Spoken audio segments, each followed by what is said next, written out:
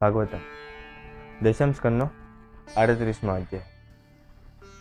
તો આપણે ગત સત્રમાં જોયું કે ભગવાન શ્રી કૃષ્ણ કેશી અને વ્યોમાસુર એ બંનેનો વધ કરે છે. અને એના આગળના સત્રમાં આપણે જોયું હતું કે કંસ છે એ અક્રૂરજીને કહે છે કે તમે કપટ કરીને શ્રી કૃષ્ણને અને બલરામને આયા તમે મેળો જોવાના બાને લઈ આવો. પણ અક્રૂરજીને ખબર છે કે આ કંસ છે એ એની મૃત્યુને નોતરી રહ્યો છે, બરાબર ને? કારણ કે જો ભગવાન કૃષ્ણ મથુરામાં ન જાય તો કંસનો વધ ન થાય, અને કંસના મનમાં એવું ન થાય કે મારો કાળ હજી જીવતો છે તોય તે કંસનો વધ ન થાય. એટલે નારદજી કંસ સામે પ્રગટ થઈ જાય છે એ વખતે, અને એની બધી વાત કરે છે કે તારા જે બે કાળ છે ને એ હજી જીવિત છે, અને કઈ રીતના ભગવાન શ્રી કૃષ્ણને પહોંચાડ્યા એ આખી વાત નારદજી કંસને કરે છે. તો હવે કંસને અંદરથી ક્રોધ આવી ગયો કે હજી આ જીવિત છે, કઈ રીતના એમ.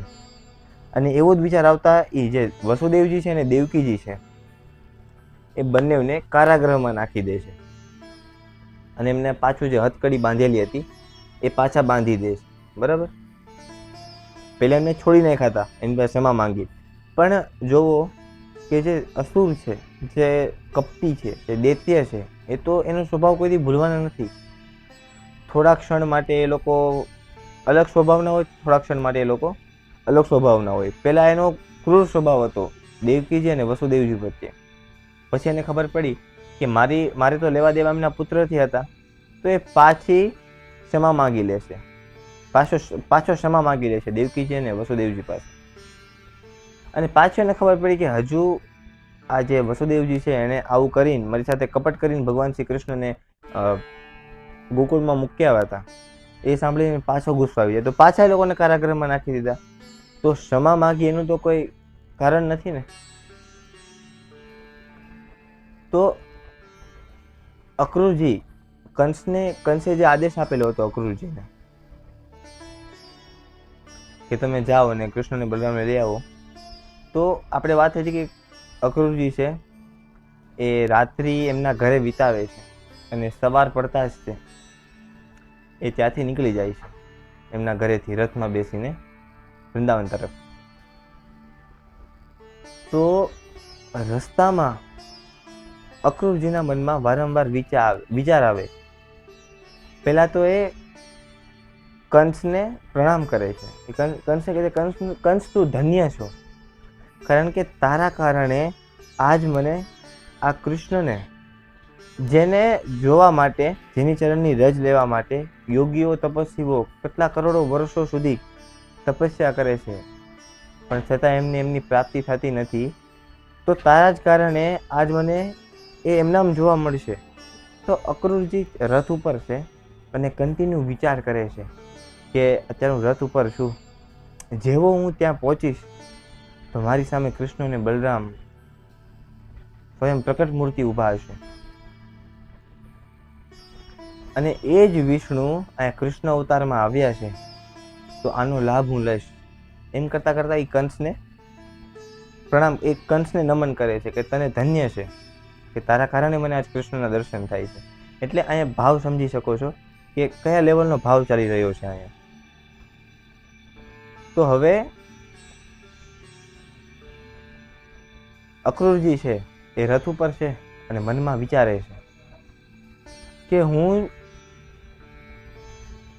કૃષ્ણને જોઈશ, એનું સુંદર મુખ, જેનું મુખ જોવા માટે ગોપીઓ એટલી બધી તડપે છે, એ મુખ હું આજે જોઈ લઈશ, એની ચરણ રજ હું લઈશ. પહેલાં હું જઈશ એટલે કૃષ્ણ મને કાકા અક્રૂરજી કરીને મને ભેટી જશે. તો મને એનું શરીર સ્પર્શ થતાં તે આ મારું જે જીવન છે એ ધન્ય થઈ જશે. હું આ ગદગદ કંઠે મારાથી રોવાઈ જશે, અને હું આ જ શરીરથી બીજાને સ્પર્શ કરીશ. તો કૃષ્ણએ મારો સ્પર્શ કર્યો છે, હું બીજાનો સ્પર્શ કરીશ તો હું જેટલાને સ્પર્શ કરીશ, કૃષ્ણએ મને સ્પર્શ કરેલો એટલે હું કૃષ્ણમય થઈ ગયો. હવે જે મને સ્પર્શ કરશે, કારણ કે હું કૃષ્ણને સ્પર્શ કરેલો છું, એટલે બધા જ કૃષ્ણમય થઈ જાય છે. એટલે અહીંયા અહંકારની વાત નથી, પણ અક્રૂરજીના મનમાં એવો ભાવ છે કે ભગવત ભક્તિ બધાને પ્રદાન કરે. બરાબર ને?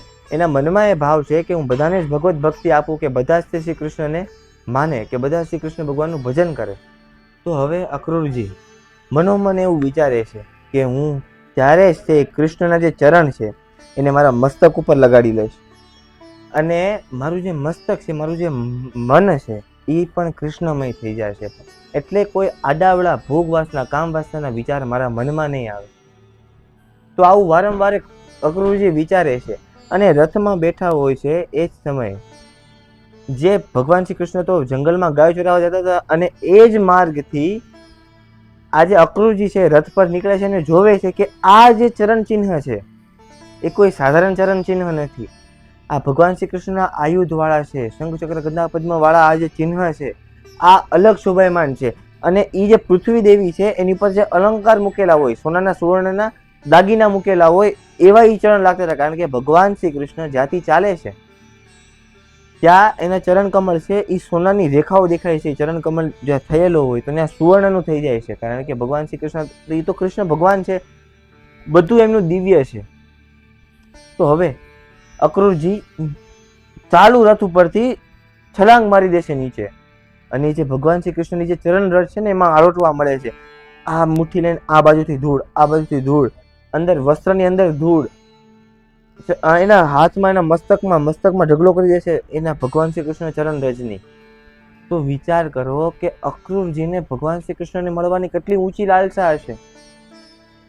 અને એ જ લાલસા લઈને એ વારંવાર વિચારે છે કે હવે હું કૃષ્ણ પાસે જઈશ, એ મને આ રીતના બોલાવશે, એ મને આ રીતના આલિંગન કરશે, એ મને કાકા કહીને બોલાવશે, હું એનો સ્પર્શ કરીશ, એ મને ભોજન જમાડશે, એ મારો સત્કાર કરશે. હવે અહીંયા અક્રૂરજીના અંદરથી અહંકાર નહીં કે કૃષ્ણ મારો સત્કાર કરશે, એ મને ચરણ પડશે, પણ એને એ છે કે મને કૃષ્ણ જોવા મળશે, મને એની ચરણ રજ જોવા મળશે. તો આવું વિચારતા અક્રૂરજી પહોંચે છે ભગવાન શ્રી કૃષ્ણના આંગણે. પણ સુખદેવ ગોસ્વામી જ્યાં પરીક્ષિત મહારાજને કહે છે કે આ જે ભાવ છે ને, અક્રૂરજીના મનમાં જે ભાવ છે, એ ભાવ કોઈ કામી વ્યક્તિ કે કોઈ સાધારણ ભક્ત કે કોઈ સાધારણ વ્યક્તિને નથી આવી શકતો. અને એ આવી જાય ને તો એ બહુ મોટી વાત છે, કારણ કે અક્રૂરજીનો ભગવાન પ્રત્યેનો ભાવ આપણે જોયું કે કેટલો આમ આપણા રૂવાટા ઊભા થઈ ગયા મારા. તો એ રીતનો ભાવ છે અક્રૂરજીનો ભગવાન શ્રી કૃષ્ણ પ્રત્યે કે મને બસ એકવાર કૃષ્ણ ભગવાન જોવાઈ જાય, દેખાઈ જાય મને એકવાર કૃષ્ણ. પણ અત્યારના લોકો જોવો કે મંદિરે જવું હોય તો ટાઈમ નથી, તો કે મંદિરની કોઈ ફીસ નથી. મંદિરે જાવ તો એવું નથી કહેતો કે તમારે પરાને ડોનેશન આપવું જ પડશે, તમારે 100 રૂપિયા ડોનેશન લખાવવું જ પડશે, બધા એની સ્વેચ્છાએ આપે.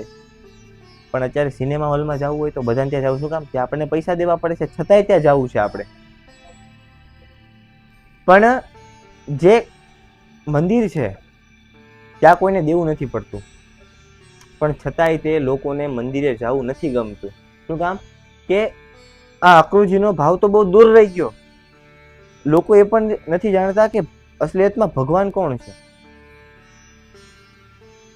તો હવે અક્રૂરજી પહોંચે છે અને જેવા કૃષ્ણ ભગવાન અને બલરામજીને જોવે છે, તો પહેલા તો કૃષ્ણ અને બલરામજી બંને એમના જે ગાય દોહનનો જે કક્ષ હતો એમાં બે સેવા કરતા હતા ગૌ માતાની. અને કોઈ ગાય દોરી હોય છે, ભગવાન શ્રી કૃષ્ણ ગાય દોતા હતા, બલરામજીએ વાછડું પકડેલું હતું, યશોદા માતા ત્યાં હતા, એમને જોતા હતા, એમની લીલાનો આનંદ લેતા હતા. આ બધું અક્રૂરજીએ જોયું. અને જેવા ભગવાન શ્રી કૃષ્ણની નજર અક્રૂરજી તરફ ગઈ તો જોરથી કાકા કહીને એ અને બલરામજી બંને અક્રૂરજીને ભેટી ગયા. તો એ જે મિલાપ થયો એમાં અક્રૂરજીના આંખમાંથી આંસુ જતા રહ્યા, અને આટલા આંસુ આવી ગયા કે ગદગદ થઈ ગયા, અને એને મૂર્છા જેવું થઈ ગયું. પણ ભગવાન શ્રી કૃષ્ણ એમનો સ્પર્શ કરેલો હતો, અને આવું બધું ન થાય એટલે અક્રૂરજીને પૂરેપૂરી મૂર્છા આવી નહીં. અને અક્રૂરજી છે એ ભગવાન શ્રી કૃષ્ણને ગળે જોરથી બે ભાઈને લઈ જાય છે, અને કૃષ્ણ અને બલરામ બંને અક્રૂરજીના ચરણ સ્પર્શ કરે છે. અક્રૂરજીને અંદરથી ગિલ્ટી ફીલ થાય છે કે આ કેમ મારા ચરણ સ્પર્શ કરે છે.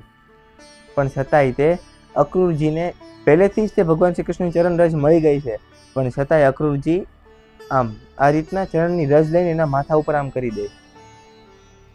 અને એ જ સમયે કૃષ્ણ ભગવાન અને બલરામજી અક્રૂરજીને લઈને એમના કક્ષમાં જાય છે, વિશ્રામ કક્ષમાં. એને ત્યાં બેસાડીને એમની જોડે વાતો કરે છે. ભગવાન શ્રી કૃષ્ણ અક્રૂરજીના ચરણ ધોવે છે, એમનું પૂજન કરે. પૂજન મતલબ કે અતિથિ દેવો ભવ, તો અતિથિ સત્કાર કરે ને તો એમને જમાડે છે. અને બલરામજી એમને મુખવાસ આપે છે, કે પાન, એલાયચી બધું છે એ બધું. અને અક્રૂરજીને અંદરથી ખૂબ જ આનંદ આવી રહ્યો કે હું કૃષ્ણના દર્શન કરું છું, બસ બીજું મારે કાંઈ નથી જોતું. અને હવે અક્રૂરજી નંદ બાબાને જોવે છે. જોકે અક્રૂરજી પહેલા આવ્યા ત્યારે જ એમને નંદ બાબાને મિલાપ થઈ ગયો હતો, પણ હવે નંદ બાબા અક્રૂરજીને ગળે મળે છે, કારણ કે હતા તો મિત્ર, મતલબ ભાઈ જેવો સંબંધ હતો. તો એ રીતના જેવા નંદ બાબાને ગળે મળે છે, અક્રૂરજીનો જે મથુરાથી વૃંદાવનનો જે સફર હતો એમાં જેમને ઠાક લાગેલો હોય એ ઠાક એમનો બધો ઉતરી જાય છે. અને પછી ઘણી બધી વાતો કરે છે. અને પછી જે અક્રૂરજી છે એ ભગવાન શ્રી કૃષ્ણને અને બલરામજીને પૂછે છે કે આ કંસના જીવિત તમે એના અંડરમાં, જો કે વૃંદાવન તે કંસના અંડરમાં જ હતું, તો કે તેમાં એના અંડરમાં કૃષ્ણ અને બલરામ તમે બે જીવિત કઈ રીતના છો, તમે એવો કઈ રીતના રહ્યો છો? આ તો એવું છે કે કસાઈ ખાનામાં કસાઈએ કોઈ ઘેંટું પાળેલું હોય, બરાબર ને? કોઈ કસાઈ હોય એ કોઈ પાલતું પ્રાણી પાળેલું હોય તો એ કઈ રીતનું હોય કે કોઈ પણ પ્રાણી જો કસાઈ ખાનામાં ન હોય તો એને કાપીને ખાઈ જવાનો છે, કારણ કે એનો તો એક જ સ્વભાવ છે કે પૈસા બનાવવા, કાપવા ને ખાવું. તો કે છે કે આ કંસના આટલું એનો તૃપ્ત હોવા છતાં તમે લોકો કઈ રીતના એ જો છો? અને આ વસ્તુ સ્વાભાવિક નથી. પણ અક્રૂરજી તે મનોમન જાણતા હતા કે આ તો સ્વયં વિષ્ણુ છે, બરાબર ને? જેને રામ રાખે એને કોણ ચાખે, એટલે કે સ્વયં કૃષ્ણ છે. તો શું, જેને ભગવાન શ્રી કૃષ્ણનો જે ભક્ત છે કે જે કેમ એમને બોલ્યો ને કે જેને રામ રાખે એને કોણ ચાખે, મતલબ રામે જેને રાખેલા છે, જેને કૃષ્ણ ભગવાને એને સાચવેલા છે, એનો કોઈ વાળ વાંકી નથી કરી શકવાનો. જેમ કે પ્રહલાદ મહારાજ, હિરણ્યકશિપુ એટલું બધું એની ઉપર મતલબ એમને મારવાની પૂરેપૂરી કોશિશ કરી લીધી એમ, પણ છતાંય તે પ્રહલાદ મહારાજને એક વાળ પણ એમનો વાંકો નથી થયો. એ જ રીતના અક્રૂરજીને પણ ખબર છે કે આ તો સ્વયં વિષ્ણુ છે, આને શું થવાનું છે. અને આપણે આગળના વધ જોયા તો ભલે આપણે કોઈ ટીવી સિરિયલમાં કે કોઈ કાર્ટૂનમાં જોયું કે કૃષ્ણ ભગવાનને તે કોઈ અસુરે લાત મારી દીધી, કે કોઈ અસુરે ભગવાન શ્રી કૃષ્ણને ગળી ગયો, કે ભગવાન શ્રી કૃષ્ણની અંદર ફસાઈ ગયા, તો એવી કોઈ વસ્તુ નથી. કારણ કે આમાં જે શાસ્ત્રમાં લખેલું છે આની અંદર, તો એ જ આપણે સત્ય માનવાનું ને. તો આમાં એવું નથી લખેલું કે કોઈ દૈત્યએ ભગવાન શ્રી કૃષ્ણને મુક્કો માર્યો ને આમ આ બાજુ નાખી દીધા. આ બધી કલ્પના છે એક રીતની. અને હવે અક્રૂરજીને તો ખબર હતી અંદરથી કે આ રીતનું છે બધું. તો અક્રૂરજી એટલો પ્રશ્ન પૂછે છે ને ભગવાન શ્રી કૃષ્ણને બહુ બધી વાર્તાલાપ થાય છે અક્રૂરજી સાથે, નંદ મહારાજ એની બધાની. અને અહીંયા જે આ અધ્યાય છે 38મો એ પૂરો થાય છે. તો હવે આગળના અધ્યાયમાં શું થયું? હવે આગળનો જે અધ્યાય છે શ્રી કૃષ્ણ બલરામનું મથુરા ગમન, તો એમાં હવે શું થશે એ આપણે હવે પછીના દિવસમાં જોશું. હરે કૃષ્ણ.